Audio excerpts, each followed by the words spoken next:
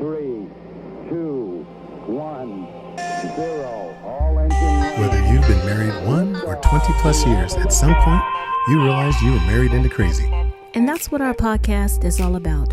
We offer love, laughter, and a dose of reality as we unpack this crazy thing called marriage. So sit back, relax, and get your ear hustle on. It's time to start the conversation.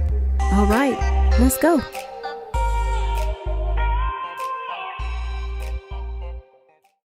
Hey Ernie, so I just wanted to jump on really quickly and let you know how much I appreciate you. This morning's consultation went very, very well. The way that you explained my personality type, which is the C, was very informative. It was super straightforward. You were able to lay out everything so that I can understand your tone of voice, your style. Everything was very calming. You're a super easy guy to talk to, and I'm excited to see where my personal and my professional life is going to go after today's consultation. So once again, Ernie, I appreciate you so much, and I cannot wait to see where we're headed. Welcome to episode 130 of the Married into Crazy podcast with Snooks and Lovey. I'm Lovey. I am Snooks. And we're back. Yes, we are. We are back. We want to thank each and every one of you for choosing to ride with us, kind of like our ride or dies. But you have so many choices where you could go, who you could listen to, and we just feel extremely blessed that you are hanging out with us. Okay, so when I said we're back, I was talking about we're back. They just got us. There's no interviews, and it's just little old Snooks and Lovey. That's what I meant by we're back. It feels weird to be back on the mic, just I know, us. I'm like, okay, y'all, we sorry. I'm not sorry. No, so we're not sorry, but we enjoy being in front of the mic and talking to everybody and sharing things and stories and so forth. But we also love bringing you access to other couples, other people out there that are making things happen. We've got quite a few changes for this year that are coming up. We've got a variety of interviews that are in the process of being scheduled. We've got a health series that's coming up. We've got a lot of great things that we're looking forward to. And the goal is that every single month, we're going to be bringing you a new couple, a couple spotlight, if you will. And on top of that, there might be a few extra perks and picadillos in there somewhere. But right now, I want to kind of bring you up to speed. Picadillo? I don't know. I just made that up. Okay. Mean in Texas? I'll be working in the corporate world. I've been hanging out with folks that say weird things. I guess. Picadillo. No, so we just had a major milestone here in the Snooks and Lovey household. Our middle child turned 21 on Friday. So. What? She's going to be drunk all the time. For the most part, she just got upset. No. She's on a tear right now. She's mad because nobody's carding her. So super funny. I was like, oh, what is that? She's like, oh, I just got something. And I was like, oh, did you get carded? She's like, no. So I said, you're going to just continue to buy stuff until you get carded? She's like, yeah. So she's very proud of her over 21 ID. She said it's not horizontal, it's rectangle, or vertical, whatever. I don't know if I'm proud of her or if I'm disappointed, because I had a fake driver's license when I turned 16. Okay, well, I'm proud. So. I know. I'm just saying. I don't know. I think my genetics are starting to get diluted as we go. Kaylin definitely had a fake ID, and Sean, I know she didn't. Keek better not, but she probably got one now. I know she probably had when she was 12. But it's one of those things where we're excited because she wanted to hang out with us on her 21st birthday, which is relatively rare. We had her friends over. We were COVID safe. She wanted a brunch. She said she wanted it kind of simple. She wanted to have a brunch, and then after her brunch, she wanted to go wine tasting, and then after wine tasting later on that evening, she was going to go out with her boyfriend. So we set up just kind of did the whole area up, the front room and the kitchen, and I just tried to make it look like we were at like a Mother's Day brunch. We used to go do Mother's Day brunches all the time, so kind of pull from my memory of that and just got everything that she wanted. And she had it was like 6 friends that came over, 6 friends and cousins mix, and they had a ball. They had a mimosa bar, and yeah, they had a good time. They got tore up. Yeah. And so she says we took off, obviously I took off because getting everything prepared. And so Lovey was took off from work is what she means. I'm sorry, took off from work. And so Lovey was like, well, what do you need us to do? How can we help you? And she's like, you guys aren't gonna be down here, are you?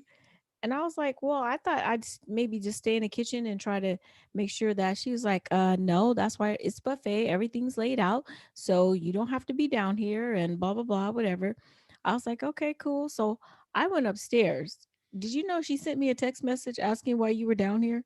She's like, Mom, why is Dad down here? I said, because he's working So here I am in the office doing some editing and with the door closed. right. But that was just too close in proximity. So, but you know what? We are blessed and we know we are. I know that when I was 21, I was on the other side of the world in the military. I was over in England. Um, and let's just say my daughter was much more tame compared to what I went through. I mean, I woke up on the floor under a table. I'm not going to go into that story. It's bad. And if anybody from those days listen, which I'm still in contact with a few of my crew from back in England. But anyway, enough about that. What you've noticed over the course of the past 4 weeks. So last month was Black History Month. Mm-hmm.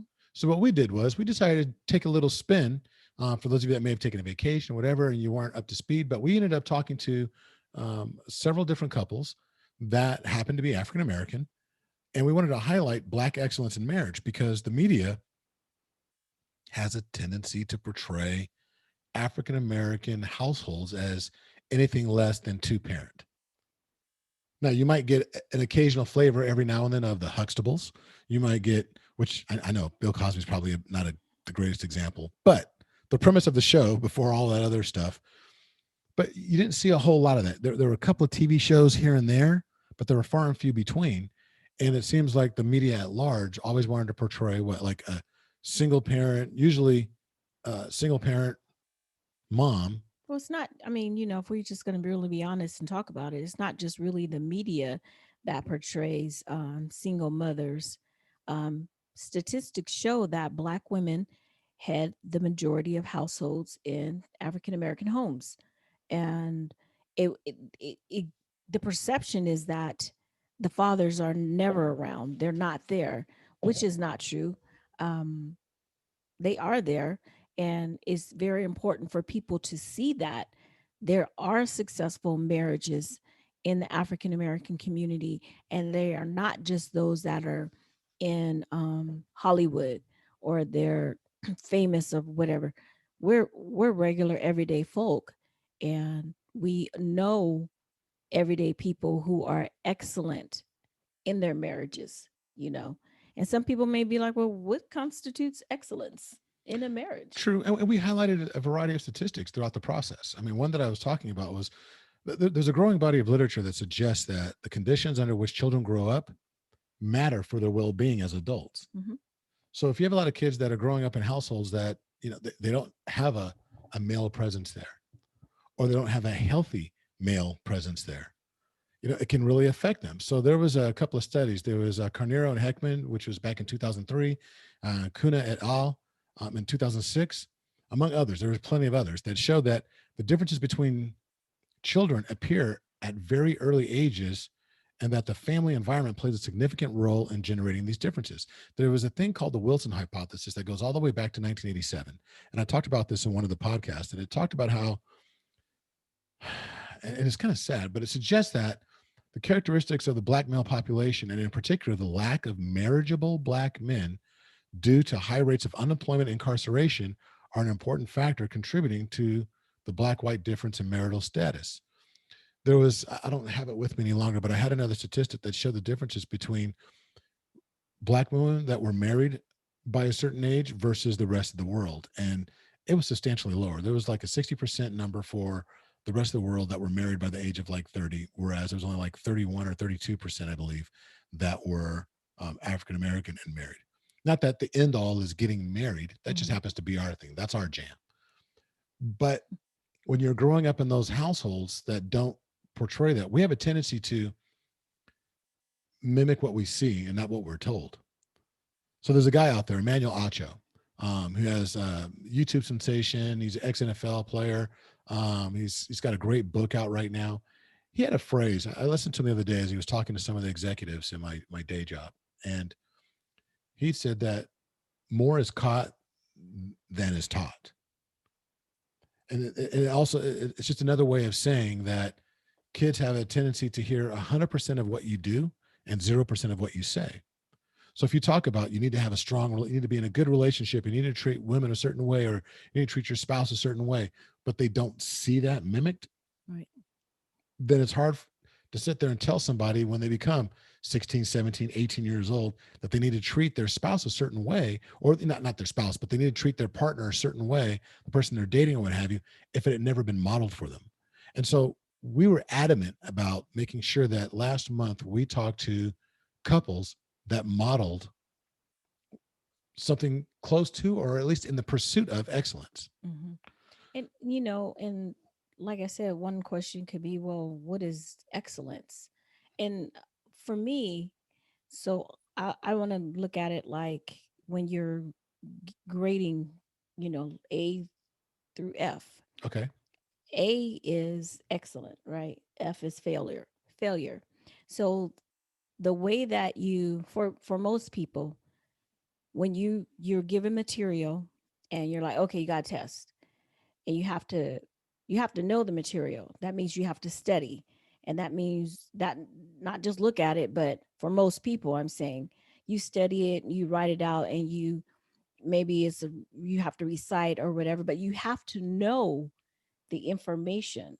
So when it comes time for the test, you mark it. I mean, oh, I got this. Oh, I got this.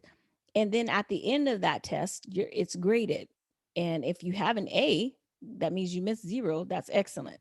Okay. So not saying that you're going to miss, you're not ever going to make a mistake or miss anything in your marriage, but you're studying, you're trying harder, you're doing, um, making sure that you excel. So there also are awards. So we go to well, we were, when the girls were in school, award banquets. They had honor roll and superintendent's honor roll and these kind of things. There's also an award for most improved. Okay. And so what that is there's a student that may have been struggling with a certain topic, and they were failing or whatever, but they try, and they were getting in there, they were doing the work, and just putting it in, grinding, just trying to get it figured out. Now they may not have achieved the A, but they got an award for the effort because they improved dramatically from where they were before. And that's what it means. That's what I think about what it means. And we talk about excellence in marriage. It's not just that you got an A+ on, if I grade you. It's how you do the work. How consistent are you? Are you trying? Because let's just be honest, we all struggle with something in our marriage. And there could just be that one thing that's like, ugh, I just can't, She can't. will not close those I dang knew cabinets. you were going to say that. I promise I knew you were going to bring up the cabinets. It's like, That's your thing. But there's something that we struggle with, but we don't give in. We don't give up. We continue in the fight to make it excellent. To that the work that we're doing, for me, that's where the excellence comes in, because I'm here for the long haul, and I'm here to do the work, to be with my partner, to make sure that we're advancing together as a family, and we're making it not just look good for ourselves, but for our daughters. We're showing them what it means to have strong foundation. We're showing them what it means to, when you don't agree, how to act, what the reaction should be. We're not going around blowing up and just cursing each other out. And as much as I want to. wow. No. No, but you make a good point, because I think in our last episode, in episode 129, we had a panel of couples that were with us. There were 3 other couples, really like 2.5 couples. Oh yeah. The Haynes were represented by just one. Go back and listen to that one. But it was a lot of fun. But when we talked about what does Black excellence mean to you, even I think it was Derek Taylor. So Derek had even said, "Wow, that's a big phrase. That's a big topic. Don't know that I'm actually there but we strive for it. And even his wife even reinforced the fact, she's like, that's no one's excellent in everything that they do or in just about anything they do, but we are always striving to do better. Mhm. And I think that when you're talking about improvement, that podcasts like Married into Crazy and a variety of others that may be out there, or there's books out there about like Miles Monroe and TD Jakes, and there's so many different books. And it's not saying you are excellent. It means that we are constantly learning and trying to fall forward when it comes to getting better. We're growing. Mhm. And that's what it's all about. And so like there's certain things that really stood out to me in all of these that I think that I just want to highlight and kind of address, because we never really got a chance to address some of those things during the podcast, because we really gave them a platform Mhm. to actually speak. Let me just ask you, was there anything in particular in episodes, what was it, 126 through 129 that stood out to you? Well, I mean, for me, and I'm sorry, I didn't mean to cut you off, but each couple, they brought something that I felt like it was a nugget, you know. Oh yeah. So for instance, we talk about James and Sandra, the Martins.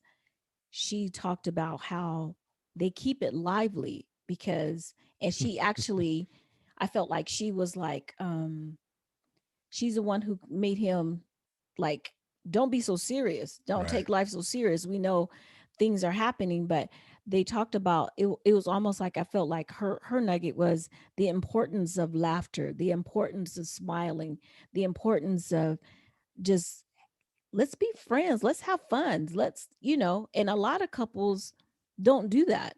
We don't have time for it because we're so busy trying to do the next thing, or trying to do this, or we're trying to do that, and we get so serious and we get caught up in our work, and our work is very important. But when you can't laugh at yourself or just take a breather, and you're too, I'm I can't be around you if all you're doing is you're just serious all the time, all the time, all the time, all the time. And I'm sorry, banging on the Banging on thing, the desk. but that that's a key component in a relationship. How do I smile? How am I laughing? That's, we could talk about, that's bringing some joy when I make you laugh, and that just, Absolutely. that's a stress reliever also, so. It is, and it's funny. I mean, and that was a cute couple because they went all the way back to what she say, 13 years old? Oh, so yeah, she saw him at a Jack and Jill Yeah, Jack something, and Jill event. It was like a conference they went to for Jack and Jill. And I want to say she was 13. something like that. She said She's she like was gonna marry him. 12, 13. She told her girlfriend, I'm She going didn't to know marry his him. name. Did she And know his yeah, name? she said she Oh, knew his she knows his name. name. Okay. But then down the road, he ended up being a roommate of her cousin in college. And her cousin was like, oh, dude, you need to talk to my cousin. You need to meet. So they're talking on the phone. And when they got to the point where they exchanged pictures, she was like, that's their brother from That's when the I was guy. 12. That's so funny. And they ended up getting married. And Yeah. now they have two amazing children. But it's one of those things. Go back and listen to episode 126 to introduce yourself to the Martins. And as a matter of fact, we're going to have James back because something came out during the process of that, and he's going to be included. So we invited him back down the road to discuss some of the things, some of his expertise with all these couples that are definitely going to need that. So I think about that, and so I have to be honest that when we talk to all these different couples, I'm judging us as I'm talking to them, and I'm like, okay, do we do that? Oh, okay. Oh, we need to improve on that. So I'm like, okay, write this down, or think about I don't know some of the why, things that girl. they. You know that comparison is the thief of all joy. I So, know that. But still, what I'm like, oh, the nuggets were good. oh, So they one thing were. I was like, okay, so we are kind of silly. We're like, our kids are like, oh my God, can you guys not do that right now? Can you not be silly? Can we, we are silly. We know that laughter is important. I felt like I had to kind of bring it out of Lovey a little bit, What? because when we first got You always say together, I'm you were, goofy, and yeah, now you were a little bit too. I used to call you were a little bit rigid. Mm. Seriously? That's because y'all didn't listen. Y'all didn't fall in line and do what I told you to do. Lord, today.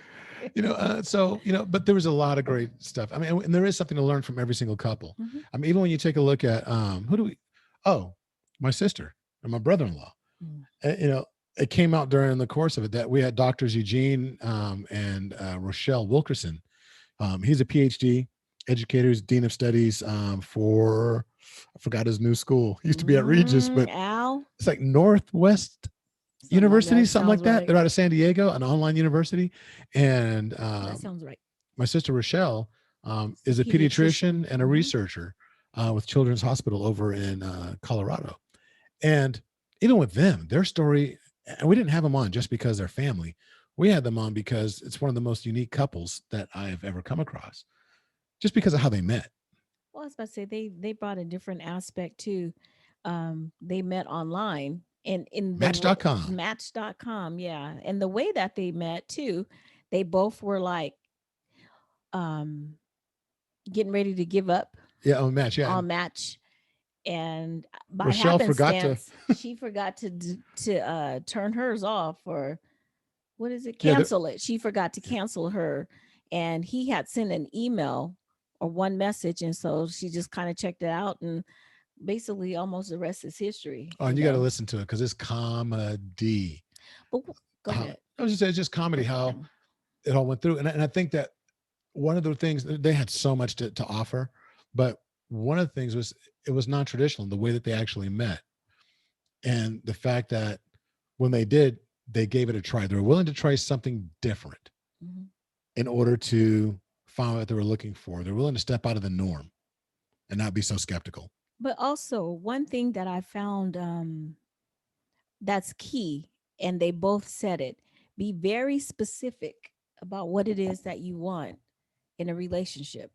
Be very specific. Like they were saying, they couldn't find anybody. It took time, or be patient, because don't just, and we've said this before, don't settle for, because once you just settle and then you get in this relationship and it's just chaos and pandemonium sometimes, but they were very, very specific in what it is that they wanted in a partner, and sticking to what they said, sticking to their guns, even when it felt like they weren't going to find someone.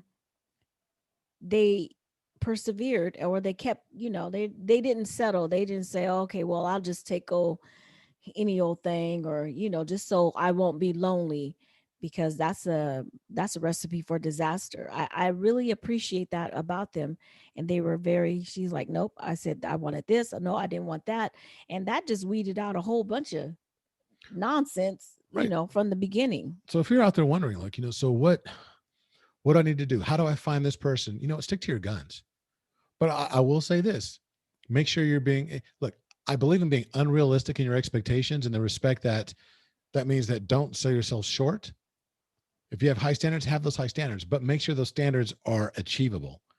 Meaning, you can't sit there and say, okay, well, I want a brother that's, over 6 feet tall, has 6 figures in the bank, and drives this kind of car, lives in this kind of neighborhood. Da, da, da, da, da, da. You start, you start putting all these things up, and but you forgot to talk about personality traits. Well, that's what I mean. I mean, the things that they were talking about, they weren't materialistic things. Oh, no, they weren't. But I'm just saying, I mean, when we say stick to your guns and know what you want, make sure there are things that matter. Maybe that's a better way of saying it. And also make sure that you're worthy of what you're asking for. Amen. So there's that. True that. And here's the other thing. Their story was so cool because they also approached parenthood from a different perspective. So they had one child together, and then through a course of medical things that were going on, they decided to adopt second time. And so they're dealing, I won't say dealing because that makes it sound like something's bad, but they're navigating those waters of having a biological and an adopted child, and then even experiencing some of the things that they went through in order to have to go through that adoption process, which was completely foreign to us. So we learned a lot in that process as well. And it also illustrated that, hey, guess what? Black people do adopt. Yeah. So I love this because there were a lot of fallacies, a lot of myth busters. Exactly. A lot of myth busting going, a lot of misconceptions out there about what it means to be Black and married. And so I thought that perfect time, Black History Month to really go over that. But not just Black and married, but Black and married and happy. Because there's a lot of people that are married and they're just, We could say, oh yeah, I've been married for 40 years, but they're miserable. Or No, so very true. so yeah, that's the key right there for, we have to think about too. Not just longevity. What is the quality?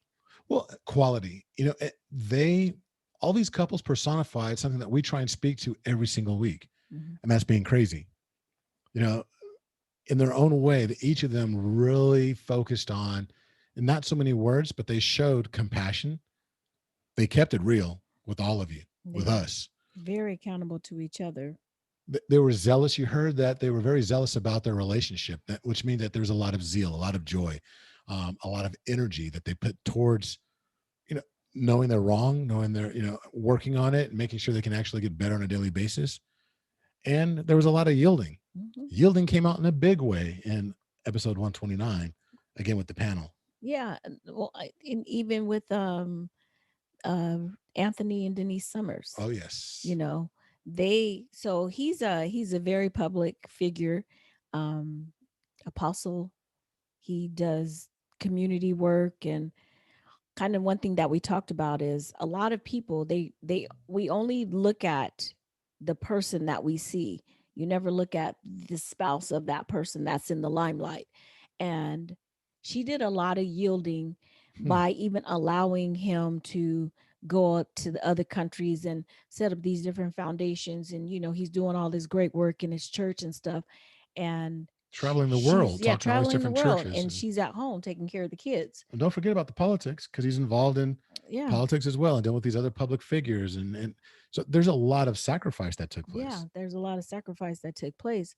And she did a lot, like I said, she did a lot of yielding.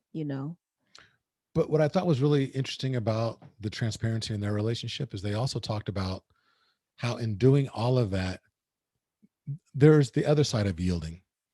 He gave up the sacrifice. In doing all those things, they recognized that he ended up sacrificing a portion of his relationship with his eldest child that they're working on now. He says it's getting better, but that they were able to, they identified it, they talked about it. Now they're fixing that. So he now is yielded to the point where it's like, I'm not going to be doing all that anymore. Yeah, he recognized I want to say the errors of his, you know, The challenges that come along with challenges, exactly, of giving so much of yourself to to others. others. Hmm. And I thought it was really beautiful that they were willing to share that with our audience about Hmm. because the question we asked was, what are some of the adversities you experienced in your marriage, and how did you get through them together? And the beauty of it was they got through it together, and it's not done. They're still working on it. I mean, they had adversity where Anthony was in the hospital with COVID-19. He was in the ICU. Yeah, they didn't know if he was going to make it. Um, She sh almost died during childbirth. yeah, they lost a son. He was born. He was 10 pounds. His name is Joshua, name of our nephew. Yeah. And he lived for 12 days. And when they gave him that news, he was like, they took the baby. And so he's like, well, where's my wife? And they were like, well, we don't even know if she's going to make it. So I can't even imagine being in that time and space right there where without a shadow of a doubt, your newborn child is not going to make it. And then to be told that, and your wife may not make it either. Right. And that would leave him with, because at the time, I believe Taylor was 4. I don't remember. She was 4. Their oldest. So there was a lot of so there was a lot of transparency Mhm. with all these couples, and it really stood out because that's something that each of us need to work on when it comes to our relationship, is that transparency. Making sure that we're there for each other, in all its rawness, everything that entails. And then I talked about yielding in that last episode 129. There was a theme that developed with all those couples, and that theme was that the men had to yield. I had asked a specific question about, was there ever a setback in the relationship to where, though you had a setback, it ended up setting you up for a bigger win down the road? And almost to a couple, they talked about something that happened with real estate. Actually, all of them did deal with real estate. 2 of the husbands ended up they didn't see the home they were buying until they got there to sign papers because they didn't want to deal with it. They're like, you know what? The wife wanted it. The men didn't want the house. Or they said, you know what? I'm not going to be happy about this. So you just go ahead. They trusted their spouse to the nth degree. It was like, you know what? You make the decision. You make the house. You just tell me what I need to do. I don't even want to be involved. That's a huge deal. Well, I kind of even feel like that happened with the Haynes also, because with him being overseas. She said that. Yeah, no, you said two of the men. Well, also too, because with the Haynes, Oh, okay. I got you. the Haynes and Taylor. McDaniels. But Mhm. then you look at the Taylors. It was very similar. He wanted to sell the house, and she was like, "Nah, bro, I'm not feeling that, and here's why." And he was like, "All right, God, it's on you. So if you're gonna do that, it was almost like I'm gonna let you handle your business, and God's gonna check you. Just wait and see. But I'm gonna give it up to God." And I God, don't think it nah, was like maybe that's my vernacular. that was. That's kind of how I would have handled That's it. how exactly. That's what you would do to me. I'd have been like, "Get her, God. Just go and get her. just Silly. don't hurt her too bad." You're silly. And but no, it was beautiful because what it really came down to was that the trust, Mhm. the trust, which is one of the pillars that every relationship should be built on. But the trust that these spouses had within each other to make this massive decision. Because don't forget, the three major decisions you're going to make in life revolve around three things. The three most stressful things, I should say, that transpire in life: Mhm. marriage, birth, buying a home.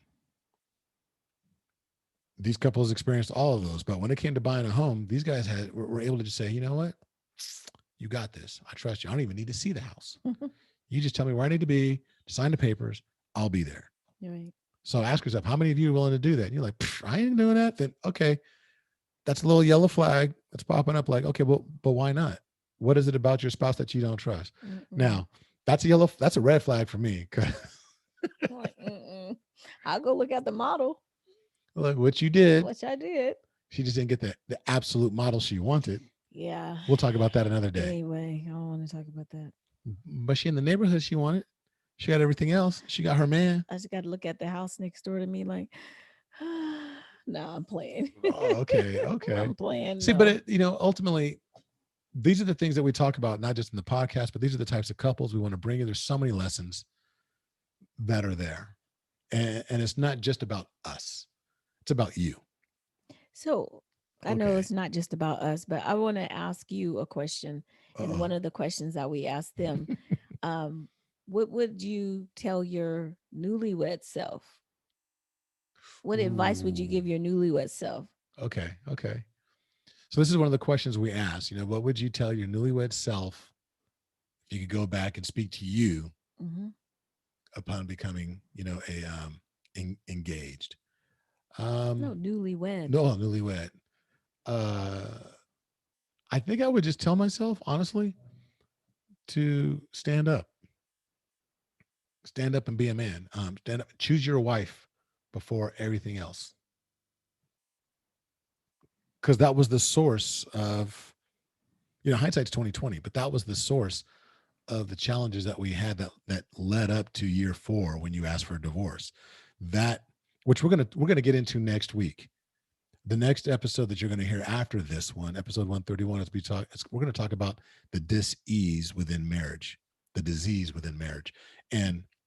But the root cause, the disease that forced you to want to get a divorce, to demand a divorce in our year 4, began with me not standing up and choosing you and putting you before all else, before family, before friends, before everything. Not so much friends, just family, but not putting you first, not doing what the Bible told me to do.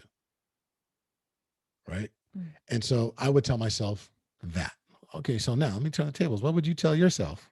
I would tell myself to operate in compassion, to put myself in your position, to see myself. Why you laugh? Almost said something stupid when you said put yourself in position. I was like, sex, more sex. No. Go ahead. No, but I'm saying, I I know how important my mother is to me. And I knew without a shadow of a doubt that you loved me.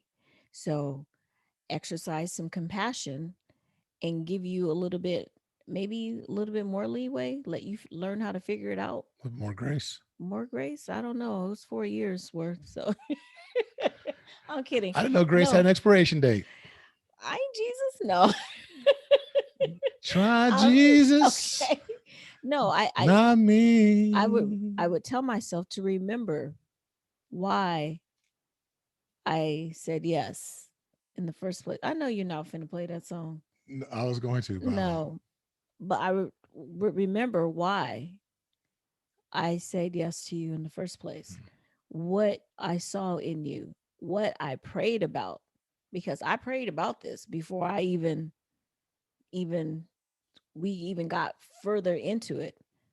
So I would say remember those things and always keep those at the forefront of my mind and get my flesh out of it. okay. I'm gonna ask you a question that you asked I just asked you. the You couples. just asked me. Oh, okay. Go. No, I want the one out to you because Oh, this is okay. something that you formulated that I thought was a great question. And you're going to hear this time and time again when we start talking to other couples. So anyone that's listening and we ask you to come on the show, know that you're going to get this question. Okay. So you know that crazy, when we say married into crazy, that crazy stands for compassionate, real, accountable, zealous, and yielding. And I'm taking compassion off the table because you just spoke to it. Okay. But of the acronym crazy, which is the hardest for you to do and which is the easiest? I thought I said or. um, the hardest for me to do. Ooh. Do you feel like you know? I already know. I already know. The hardest one for you is yielding. No, it's not. You don't think I yield?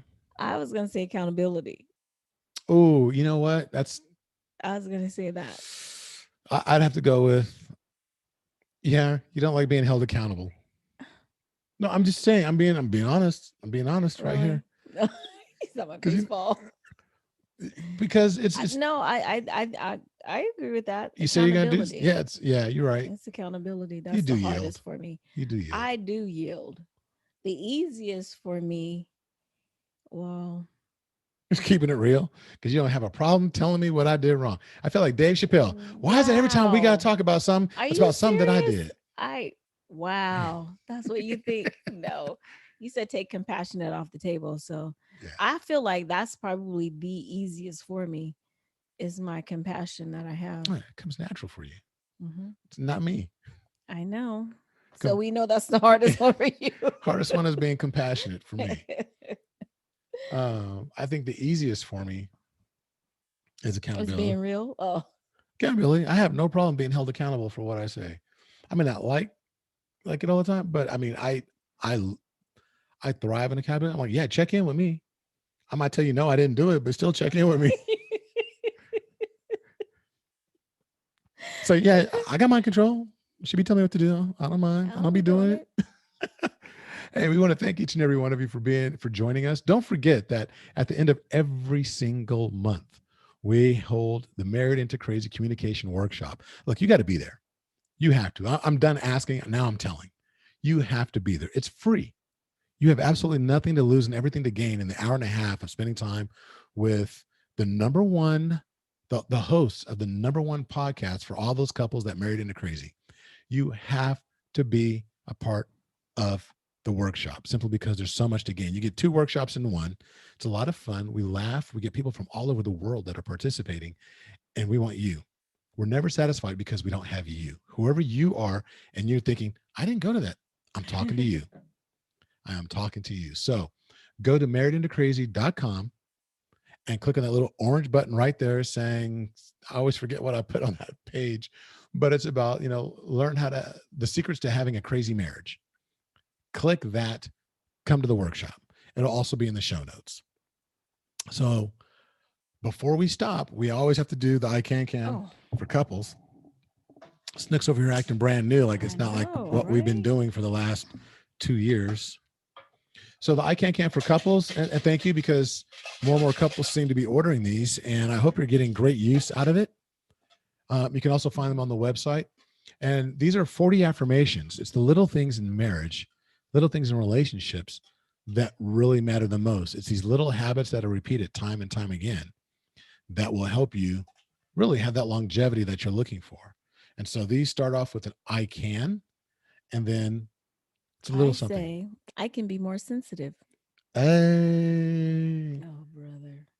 Mine says I can plan a surprise, Hey. which is hard because she does not like I don't like what? adhering to what I say we're going to do. Because look, when I try and plan a Because Lovey be surprise, trying to make me do stuff that he just want to do. I want to do stuff I want to do. you like to hike. See, that's what I'm saying. See, Trying to have me out there bungee jumping or something. so I try and tell her like, okay, we're going to do this. Well, what I need to wear, what I need to go, what time, where are we going? Who do I need to tell? No. Do I need to tell my mama? Do I need to? Wow. tell- First of all, because they need to know that you ain't trying to take me and push me off a cliff.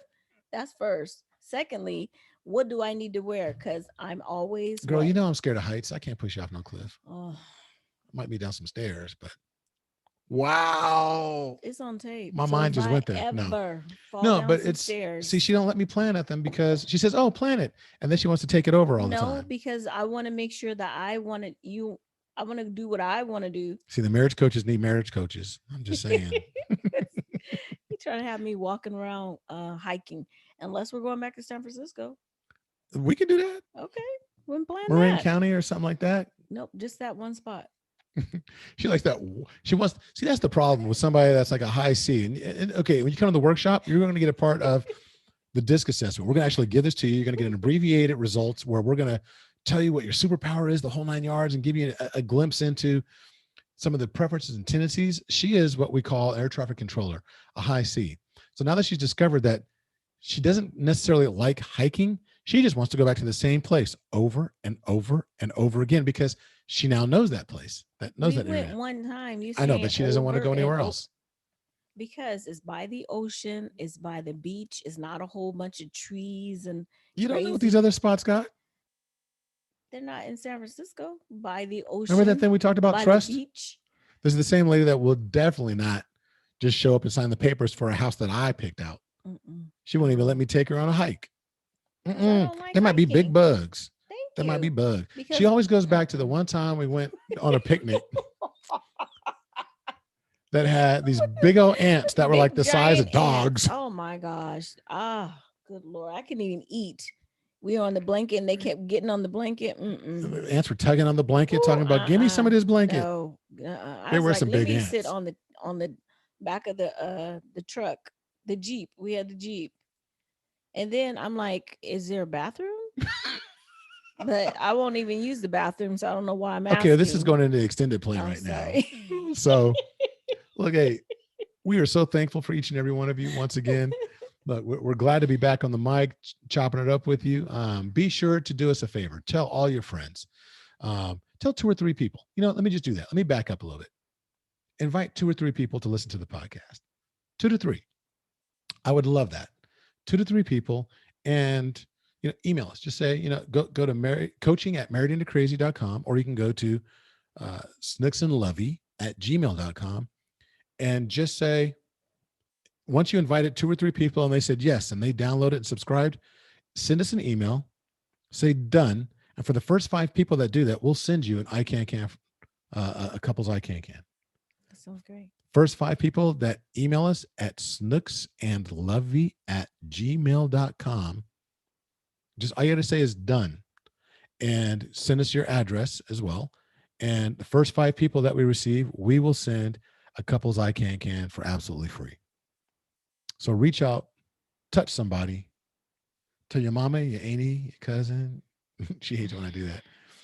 So what you're going to hear now for the next 8 minutes and 46 seconds is silence. We are in the year 2021. But it is still imperative that you take time to reflect on how you can be a better citizen, a better neighbor within your community. So that way we can have equality for everyone. So that way we can continue to focus on being better human beings. And the best way to do that is to reflect upon how each and every one of us can contribute in a positive manner. So until the next time, be blessed. Bye-bye.